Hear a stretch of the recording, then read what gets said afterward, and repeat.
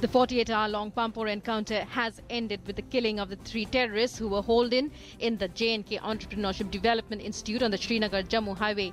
5 security personnel, including 2 army captains, were martyred in the operation. The process of sanitizing the building is underway. The nation on Monday bid a tearful adieu to the martyrs who died fighting the terrorists in Jammu and Kashmir's Pampore.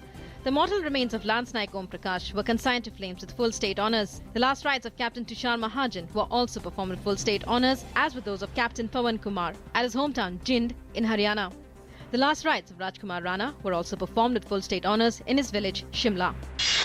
Water supply has been restored from Munnak Canal to Delhi after the centre's assurance on Jat reservation. In a related case, the Supreme Court came down heavily on the Delhi government for approaching the court rather than resolving the issue itself. However, the bench issued notices to the centre, the Haryana and UP governments on the water crisis in Delhi. The first meeting of the special committee set up to look into the Jat reservation was held at Union Minister Venkaiah Naidu's residence in New Delhi. The government appealed to agitators to shun violence, after which further talks would be held to settle the issue. After the meeting, Union Minister Sanjeev Balyan said that the government is making serious efforts to resolve the crisis.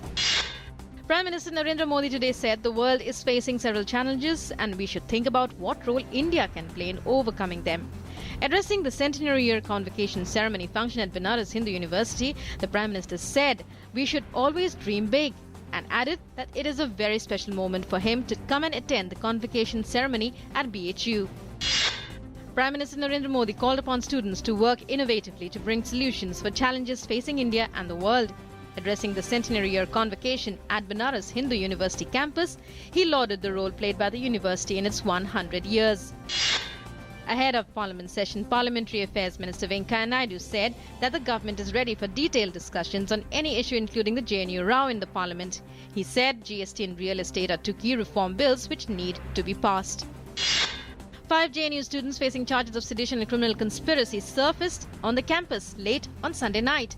The February 9th event had triggered protests in Delhi and led to the arrest of JNU Students' Union President Kanhaiya Kumar on charges of sedition. On Friday, police had issued lookout circulars against 3 of them to prevent them from leaving the country. Visiting Nepalese Prime Minister KP Sharma Oli today said misunderstandings between India and Nepal do not persist anymore. Oli termed it as the most important outcome of his first visit to India after assuming office last October. He made the remarks while delivering a lecture in New Delhi. Urban Development Minister Venkaiah Naidu today asked the first batch of 20 cities selected in the first round of competition to launch respective smart city projects by the 25th of June this year.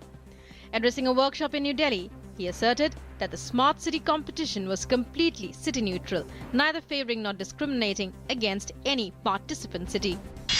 A series of suicide bombs near a shrine in Damascus and in Homs have killed at least 140 people on a day. The US and Russia claimed progress in securing a ceasefire to end the Syrian conflict.